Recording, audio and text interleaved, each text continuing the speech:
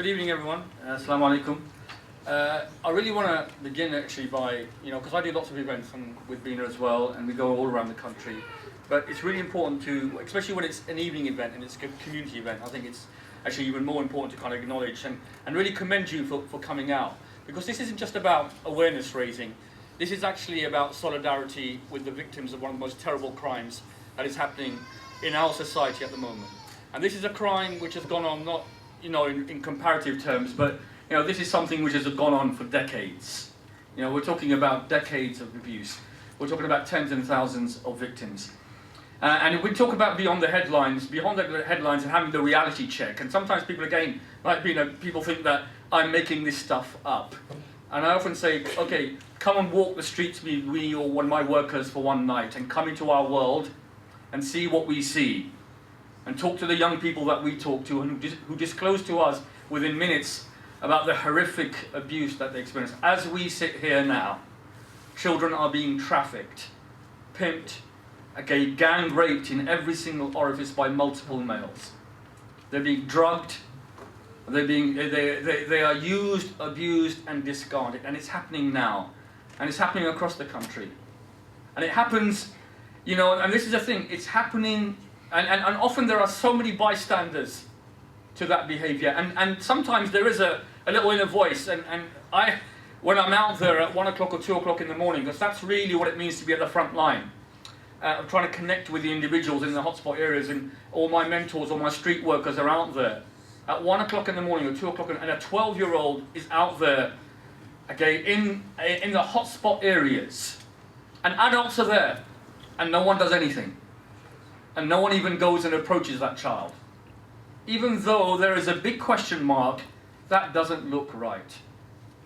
Part of it's down to fear. Part of it's down to, again, this just general disconnect that we have. Or a denial that actually something as horrific as as multiple gang rape is going to take place. And that's why it's no surprise. I did a consultation exercise with young people in Oxford after Operation Bullfinch, which was another one of the very high-profile, harrowing cases of, close to 50 girls, I think, that have been identified as victims of abuse there by a small gang of really wicked and evil men. And I spoke to young people in that area, and you know what they said to me? It was quite disheartening in a way, because one, it was about, and it was like this, oh yes, that happens. And it's about, one of the things I want to talk about, a normalization of sexual violence and a trivialization of rape that is taking place in our society at the moment. Young men that I work with, they'll use it, let's go rape her. She deserves to be raped. She's got rape potential. They just don't understand it. And when you ask them what is rape, their conceptualization of rape is really bizarre. It's a violent crime perpetrated by strangers who pull you into bushes. But in our gang or in our group, all the girls have already consented to have sex. There's this entitlement that we are allowed to have sex with them. If I've given her a £5 top-up, she should have sex with me. She should give me a blowjob. Because that's the reality of the kind of normalization. And forgive my language, because this is the reality of what I'm going to be talking about. And some of the stuff may be a bit shocking, but this is the reality of what's happening. And these paradigms are evolving and embedding themselves throughout our towns and cities. And if we continue to overlook it and ignore it, as we have done for decades, then and some people are calling it endemic. And in the world that I operate in, I certainly do find it as endemic. So young people, first they were saying to me, oh yes, that happens. A normalization of sexual violence, of sexual exploitation.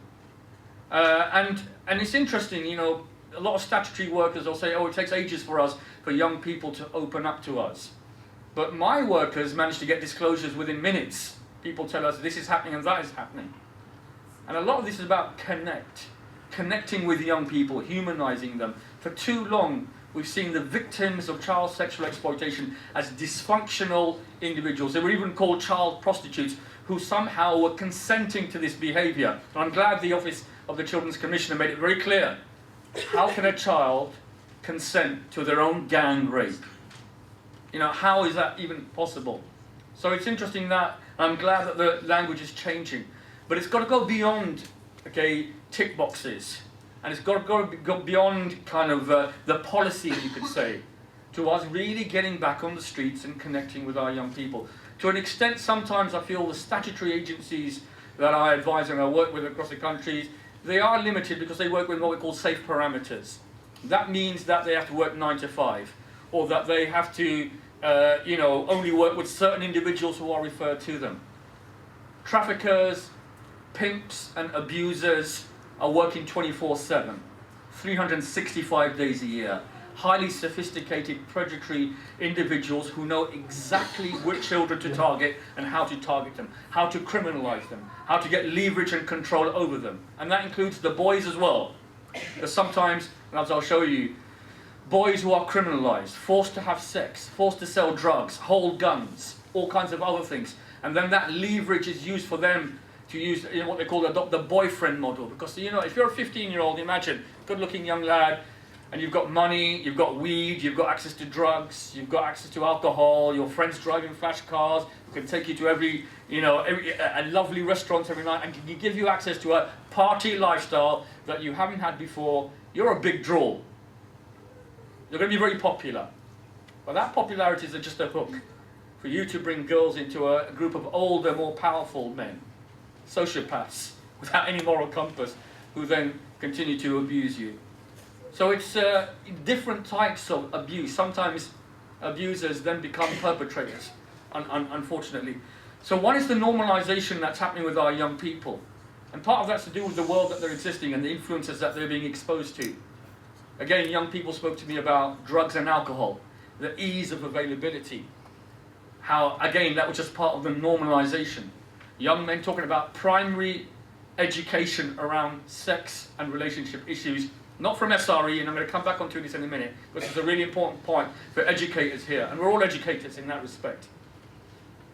Primary education coming from porn and from the internet. And we're not talking about just porn as some people would conceive, okay, as something which is soft porn. No, we're talking about genres of pornography that young men are immersed in, that is totally distorting their views around masculinity. And this is a lot of my work at the moment is around the social construct. We are creating a masculinity where the abuse of women is a norm, where violence against women is a norm, a trivialization of rape, sexually aggressive language that's being used, and then young men don't have the self-esteem to challenge their peers. And then for girls it's becoming self-fulfilling. That they also see that they have to accept a certain amount of rape, violence and abuse to be accepted. So that's the one terrible thing, the normalization of sexual violence amongst our young people, our children. But the other thing which is even more disheartening, and that's why it's important, I always say, for us to show solidarity with victims and with the vulnerable. Especially if you're a leader of any kind, whether you're a faith leader or elected member or whatever you are, to actually listen to young people. Because again, they always say that we are ignored and avoided. And for too long, we just dismissed their claims of sexual abuse. The second thing they say to me, and said to me in Oxford was, nothing will change. This will always happen. This always has happened, and this always will happen. Now, there's a big spotlight on the whole sexual exploitation of children issue at the moment. And it can't just be a spotlight. It has to be real grassroots action. That's why I believe us and the grassroots of our communities who are connected to what's going on a daily basis really make the difference, because we're not 9 to 5 people. We've got to listen to each other. My mentors, my staff, they'll come out. They usually get out of bed about 1 or 2 o'clock as well. Okay, that's not ideal. And they'll work from 12 till 12 at night, or 1 or 2 o'clock in the morning, out there in the hotspot kind of areas. So, CSE, child sexual exploitation, is not something which is new. Like I said, it's happening now. It's happening in the places that we walk and we talk, but in many layers below the layers that we kind of inhabit. So we're not kind of interjecting into those layers. And many of us are kind of far removed from that. As I said, it's gone on for millennia, if you can really consider it, because children are vulnerable in society, and there will always be people who are looking to exploit that vulnerability. But also, if we look at the care system, throughout the 70s and 80s, we have tens of thousands of children who are potentially victims of historical abuse. And there has to be some justice and some kind of restorative justice for those children as well, because again, that was a culture of just overlooking the abuse of older children. The key thing that we've got to be aware of, the nature, the context, the way that child sexual exploitation operates here in Newcastle now, varies according to the Bradford model, where I live at the moment, or the London model, or our South London model, where I'm working with, with postcode gangs. The model varies everywhere we go, the players, the people who are involved, how the nighttime economy engages in it, how organised crime groups. And that's the important thing of us sharing that information, the how, the where, the who, the when, what's actually taking place. And the other critical issue is this, it's constantly changing. The nature of social media is this, that to organise a party house where men will come and rape children is just a matter of minutes. And that's how it's constantly changing. You know, the reality is that this is something which changes by the minute and the hour. And that's, again, gives you an idea of the social media world that young people are somehow connected to. Sometimes as workers or as people who engage with children and are mentors or teachers, you know, we work on what I call weeks and months. You know, you probably said to a young person who we're working with, I'll see you next week. In a week, if you look at the reality of what's going on, you know, there is a tremendous amount of abuse that can take place. And I want us all to be focused around prevention. And as also already been mentioned, not just prevention, early intervention. To intervene as early on as possible before that there is abuse takes place. Because when abuse takes place, you know, the damage is irrevocable and it's lifelong. And so we've got to be focusing on early intervention. And that's really about having honest, mature discussions. It's hard enough being young. I just wrote an article today, it's hard enough being young, you know, and dealing with all the challenges of young. And then imagine all of the other difficulties that young people have, okay, without having the tools, as has been mentioned. And then individuals who are there, and they're in these channels. And I want you to imagine, out there are channels at the moment where there are predatory individuals who know exactly what type of vulnerability to exploit. Unless we are actually there in that space, and as I say, it's a physical space, it's an online space, but it's also a head space to connect with our young people in an emotional way. Now, a lot of people say to me, okay, how is it possible for your street workers, and most of my street workers are ex-gang members, are people who are from the street, you know, and we always say, you know, at street we say, delivered to you by people like you, people who have come from that particular world, who understand the language, have street cred, okay, and understand how to engage people. And I got to say, around the country as I go around, you know, I meet brilliant workers, unsung heroes, people who are out there and really, you know, lifesavers in terms of working with young people and engaging them at critical junctures in their life. Unfortunately, they're unsung heroes because no one seems to recognize them. And agencies aren't picking up that, you know, they are making such a vital difference in the lives of young people. We need to actually recognize those young, those key individuals much more. And so, you know, a lot of people say, how is it possible for you to connect with a young person so quickly? And what I often say is this, that, you know, really, love and compassion are the biggest draws in the world. That the young people we work with, all they're looking for is a family. All they're looking for is belonging and acceptance. And all they're looking for is someone who just connects with them on a compassionate and human level. And it seems that, again, that's something sometimes that we've kind of forgot. Just one idea of how this, you know, the models are many, but this is a model where we, you know, where I can show, this is the way that we work with potential perpetrators and how we can actually significantly address the issue of prevention. Where there's drug supply, organised crime groups, there's always been pimping and trafficking of vulnerable girls and children. And through those kind of organised networks. Now, I know for a fact that young men, unfortunately this is part of the crisis of masculinity, that young men in Newcastle and across the country aspire to be part of that gangster criminal lifestyle. And unfortunately, the role models they have in the urban context are these role models. Because they see the cars, they see the wealth, they see the power and the control. They see the designer clothes, they see everything else. And they also see that that equals possession of women and control of women.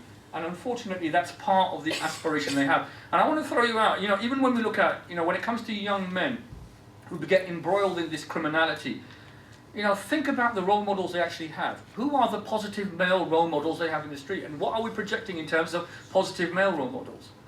Where do we see, okay, and this is part of the whole change process, because this is a model, I call it the Grand Theft Auto paradigm. It's actually Grand Theft Auto in living reality, rather than the virtual world online. And with this kind of particular paradigm, you know, they recognize that being top dog is about being the worst, the most violent, the most morally bankrupt, the one who abuses the most, pimps the most, robs the most, steals the most. And those are, you know, and I'm not exactly, these are the paradigms are embedding and developing. And the only way we break that is that we have to make the counter the thing which is really attractive to young men. When it becomes cool for young men to protect, to safeguard, to honor, to value as equals women and girls. And that is not happening at the moment. And that's why, in terms of the groomers and the pimps and the exploiters, they're winning a battle. They're winning that battle at the moment until we actually start to connect. And we actually start to break the flow of young guys into this nexus of criminality and abuse. Now, sexual violence against women it's a global epidemic. Just to give you an idea, these are the most recent kind of United Nations statistics, and it's beyond belief that 1 in 3 women globally is a victim of sexual violence, and the numbers of children are in the hundreds of thousands. That's 1 billion women in the world who is a victim of sexual violence. And yes, we are waking up to the reality that this is something which is a global, you know, this is not something which is unique to one culture. This is something which transcends races, cultures, faiths, people of all social backgrounds, classes, vocations, whatever it is. And, you know, we cannot live in a world where that's happening. So, given that's reality, and now we know we've spoken about the old issue of Pakistani men, but I just want to touch on, you know, just quickly touch on the issue of racialization of sexual violence, and how we are here to safeguard and protect children. That's our primary objective. Now, if we create unhelpful stereotypes and fixate on one model, what that does is that detracts people, and people fixate on one model. Just to give you an idea, I was in one area, I won't say where, we were talking about grooming, and a worker, a social worker, youth worker, said, we haven't got a problem around grooming here. And I'm kind of like taken aback by that. I was a bit kind of confused. And I asked him, okay, why isn't there any kind of sexual violence, abusing or grooming problem? He said, because we've got no Pakistani men here. So that was kind of an interesting kind of perspective of how that stereotype is going. But also with regards to kind of stereotypes, just to give you an idea, and we find it, this is an image which goes back all the way to the Nazi era. So it's not something new. And that's why, you know, how the far right and various groups have picked up on this issue to really divide communities and to, you know, affect community cohesion. And also detracting from the core issue of protecting each other. That is a completely unacceptable image, an anti-Semitic image, which was basically part of the Nazi era propaganda, which was about, one, caricaturing people of the Jewish faith and Jewish ethnicity, and then equating them as defiling the master race. And it was all that fed the kind of hysteria around anti-Semitism. And I've collected lots and lots of those particular images. And unfortunately, the far right have been using similar kind of symbolism today. Just a quick point on Azad, who's the chief prosecutor. One of the things he's done by when he done the overview of the, you know, he has a nationwide picture. The vast majority of offenders are British white male, around 80 to 90%. Ethnicity varies depending on the area, so the local demographics, and the evidence suggests that victims were not targeted because they were white, but because they were vulnerable. And this is a really important point, that the victims come from all backgrounds. And one of the things I've been very kind of strong in terms of campaigning on is the fact that certain victims are invisible. Again, part of how agencies or individuals perceive who is the victim. So, for example, in my work in London, where I work in an area where there are lots of young people from African and Caribbean backgrounds, okay, and there is a whole gang culture around young people, then what we're picking up is that every night girls are being raped and abused and criminalized. but no one picks up on that. Instead, I had one case where a female that was being supported was actually convicted of firearm offences because she was holding a gun for a gang member, and she was criminal. Now, can she say to a social worker or a police officer, and I'll explain why she can't, "Oh, this is not my gun, but this is someone else's gun"? Now, the golden rule on the street there is you do not snitch, and if you do snitch, your family member will be raped. So certain unfortunate victims are invisible. In Bradford, I've noticed that, although there's a large South Asian Pakistani population there, that why is it that when it comes to what we call intra-family or intra-community sexual abuse, because sexual abuse happens in every single community.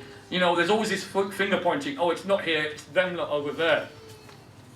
And what I say is that the higher the wall of silence, then the more hidden abuse in that community. And we've got to break down those walls of silence. And there's some very brave people who come and talk about being victims of sexual abuse. And when you have a high wall of silence, also, behind the wall, there's lots of people complicit. And they know it. I'll give you an example. There was an imam who was abusing, and it's not unique to imams, priests, anyone actually in a position of power. Okay? And it's about, sexual violence is about power and exploiting vulnerability. So this imam was abusing 5 girls. And so a teacher was brave enough to tell me, got social services involved, but by the time they came to take a statement, she changed her statement because powerful people in that community covered it up. And the families themselves didn't want to come forward as well because they said, we don't want our girls to be tainted with this label of having been abused. It will affect their future. And the whole issue around bestie, what we call honour, kind of kicks it. And this is actually a complete dishonour. When you allow a paedophile, when you allow someone to continue to abuse with impunity. In many of the grooming cases that we've had, you often find that the ringleaders are ringleaders who have operated with impunity, and people have been complicit behind these walls of, these walls of silence. So you've got to break them down, and you've got to recognise the victims come from all backgrounds. And also, he spoke about this has got nothing to do with faith. This is just this is actually, even as a man, talking as a man, this is not even anything to do with masculinity or even humanity.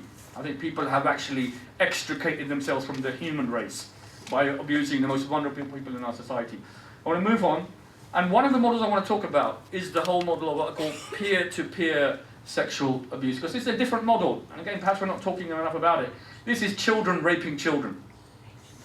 This is 11 to 19-year-olds, and you might say it's not come to Newcastle yet, and I'm glad if it's not here yet, but certainly in the spaces that I work with in some of our big metropolitan cities, with gangs, we're seeing this behaviour. All we want is sex. And that's all they see, this sense of entitlement.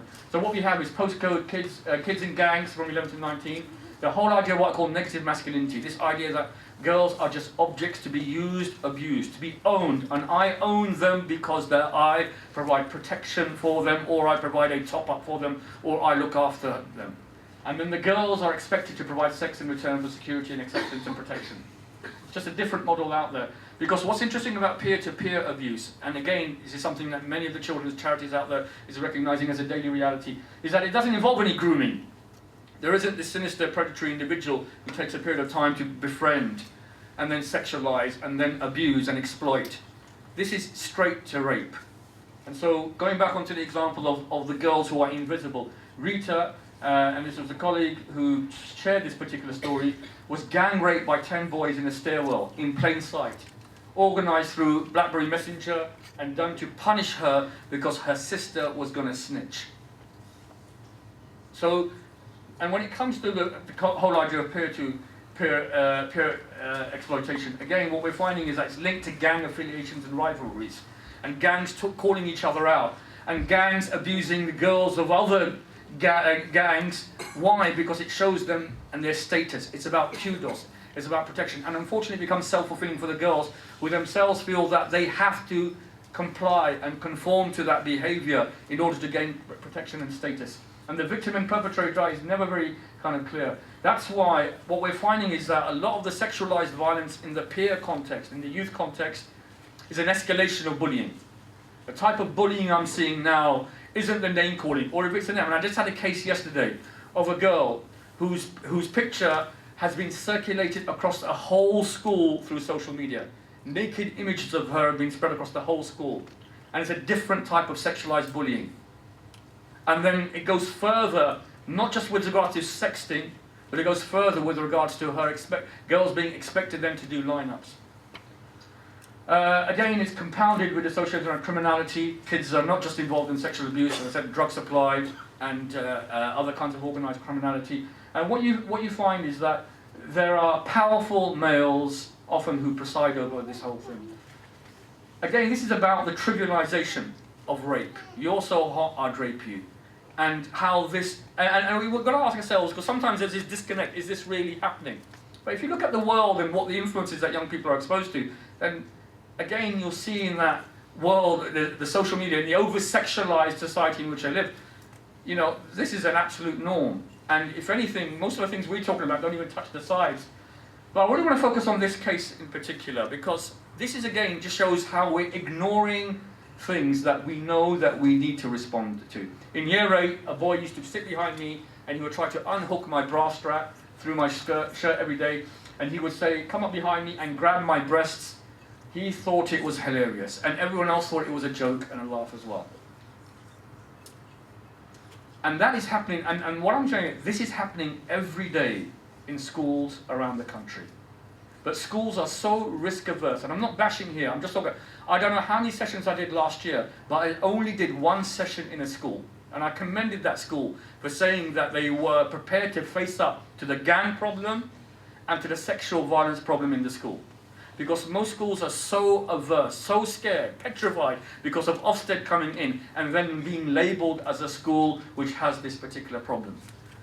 If we add to that the fact that sex and relationship education in schools is miserably failing our young people. 3 45-minute lessons, and again I ask young people, what did you talk about? STIs, unwanted pregnancies, and condom use. And we don't talk about the complexity of relationships and abuse and exploitation. And then on top of that, and we're not talking about that, we're not talking about respect, protection, boundaries, valuing each other. In fact, there's no value base to it at all. And then on top of that, obviously socially conservative communities and also withdraw their children sometimes from sex and relationship education because they feel it doesn't comply with their values. And then they don't provide anything else as well. So that's problematic, and I think it should be mandatory. And actually what young people say to me is that, look, all I want is a honest and mature discussion with an older person to help me deal with some of this stuff. I'm not looking for anything else. Now the problem here is that when we see this sexually aggressive behavior in schools and turn a blind eye to it, I know where this guy is going to go. I know what the trajectory is. And this is just one example, okay, from Stoke.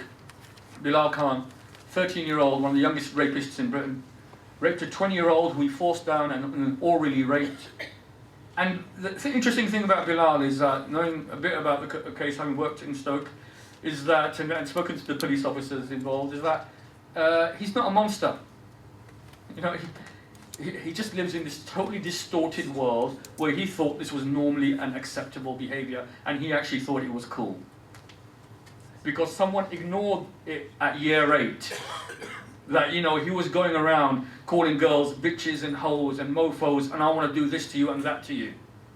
And everyone thought it was funny and cool and quirky. And it's not. It's something where, unless someone intervenes, in the same way when it's the girls who are vulnerable, and we've talked about the bereavement issues, the body image issues, the self-esteem issues that young girls have at that critical age, that the abusers know exactly what. I had one boy that we worked with who was a dealer, groomer, and he said, oh, you know, at the age of 15, he was so sophisticated.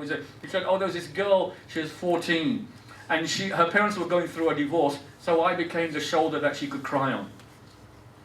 And then he used and abused that, and you know, for sexual exploitation. Males and sexual violence. Women are asking for it, she deserves a slap. And this is, again, I have safe space discussions with young men, and we talk about violence and violence against women, and the misogyny that is becoming so ingrained in them. And what they'll say to me is this, that, oh, there's nothing wrong with giving her a slap. They're quite morally ambivalent about it. So those are the guys who will have a bit of bravado and will really open up and honestly and talk about it. And these, you know, these boys come from all kinds of backgrounds. You know, interesting, you talk about Oxford. You know, we had the Bullfinch case, which was about, you know, the town. But again, there's been a cover-up in terms of the abuse within Oxford and Cambridge University as well, where we've got, you know, middle-class kids who equally involved in the same kind of abusive behaviour, but again, didn't cover that. But the key thing was this: it was the bystander effect. The bystander effect here was this: that other young men heard this and were not prepared to challenge their peers. And so they become complicit and quiet with it. And that's the empowerment we need. That's the education that we need. The education which really aligns that moral compass and identifies that the basic respect for humanity, so that young men and young girls, with the help of mentors and teachers and parents, are able to stand up and challenge sexual violence and abuse. Otherwise, rape culture will become embedded. I want to move on to, as you can see, this is a bit of and again, part of the influences I talk about is what I call the Grand Theft Auto paradigm. And you know, and I was outraged when Blurred Lines came out. It was the biggest song. I was outraged that this had 500 million hits. It is a rape song. It is doing nothing other than, okay, blurring the lines about social, moral, and legal boundaries. But that's not even. This is not even the tip of the iceberg when it comes to the young people we're talking about. I do a lot of work with young people around kind of deconstructing these images and having a conversation with them. I talk to them about pornography. I talk to them about social media. We talk about what's going on in the streets in a really honest and straightforward way. And you've got to create that forum for young people. And I always talk and put this is Snoop Dogg's first album cover. And whenever I put it up, everyone just kind of laughs at this particular image. And I apologise for the image if it's offensive. They all laugh at it, think it's a bit of a joke, until I ask them, deconstruct, tell me what's really going on, and is it acceptable? And they'll say, no, it's not acceptable that a woman is a dog in a kennel, howling and barking at her. But again, this is the tip of the iceberg, because if you look at the lyrics and the social media and the popular culture that young people are going, this is why there's a normalization of sexual violence. This is Dr. Dre, who is a multi-billion-pound industry and an urban icon. This is Little Kim, who is one of the artists that he produces. And everyone might find out it's quite harmful. It doesn't actually, this does not, just listening to lyrics won't make you someone who perpetrates sexual violence. But you've got to put it into a broader context. No positive male role models, an environment where this is the reality for your peers. No one's giving you a counter message to this. You're unable to have the self-esteem to challenge your like I said, your peer group and what goes on in the street. So then it becomes embedded as a paradigm. And this is Eminem, again talking about violence is depicted as the most appropriate punishment for women who challenge male domination. And it goes on and on in terms of it. So what is the way forward? And, you know, if we talk about just two of the points here, understanding the lived reality of our young people, knowing what's going on in their lives, picking up on the micro changes, picking up and connecting with them on a human level, compassion, empathy, and understanding and providing a real alternative for them. And if I just finish with this, to give you an idea of the kind of street model that we work with, because what I believe is that the statutory agencies, yes, can disrupt, but all they do is that they will disrupt and it will go further underground.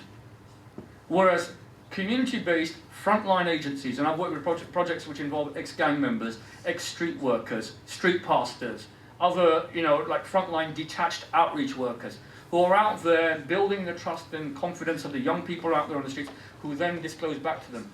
And what we found is this model works. You know, out there working in the hotspot areas with the hard-to-reach groups.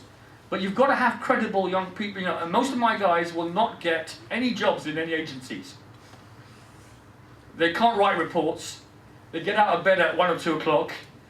But they're absolute heroes. And in fact, I remember one of my best workers, he brought me his CRB check and he showed me it. And it had one line at the bottom. And I said, okay, that's not too bad. He said, no, turn it over. So, full page at the back. But obviously, you know, he can reach spaces. He says, I'm a bit like Heineken. I reach spaces that no one else can reach. He connects with people on a slightly, and that's why he just gets a disclosure in 5 minutes. And that's why it's good now that people actually are listening to the disclosures, because there was a long period of time, as I said, that we were telling people this is happening and they weren't listening. Part of it's because people are stuck in a silo mentality. In London, for example, to give you an idea, they weren't interested in talking about CSC. Why? We're concerned about gun and knife crime. Everything is gun and knife crime or drug crime. And so that's the convictions. In fact, many of the young men we work with in prison, most of them are involved, have been in the spaces where gang rape has taken place, but they haven't been charged for it because their index offence is drug or violence related. And then no one has done the assessment and has done the one-to-one work with them, which means that you brought someone who comes straight back in the street, and this is a norm for them to come straight back onto the street. Just to give you an idea, again, about connecting, the last two community referrals, and that's why we're all here today, to protect our children, all of our children. They're not someone else's children. You've really got to look at them as your own children. The same way, those individuals who allow an abuser to get away with it, okay, because, you know, and allow them to abuse someone else's children, because somehow they think their children will be immune to it. And I say, God forbid, if you've ever spoken to a family whose child has been trafficked and abused and exploited, you know, we're talking about damage which is, you know, unimaginable, the damage and the kind of harrowing experience families have. But it's so critical that we as communities support each other and we ensure that our agencies are working for the interests of our children. And I also talk about family support, which is about empowering families. In particular, I always say empowering mums. It's important to empower mums because mums know what's going on with their kids. And they always tell us, and they always call us up and say, look, come and talk to my children, come in and talk to us about this. And I think this is the headspace of a young person who's exploited and you know, and the kind of difficulty, you know, I think Ray touched on it. The level of trauma we're talking about, and the level of emotional damage that young people go through. It's a lot for young people to deal with, and it's even more challenging that they're dealing with it themselves. I'd like to talk for a lot more about it, but I hope I've given you some food for thought. Thank you.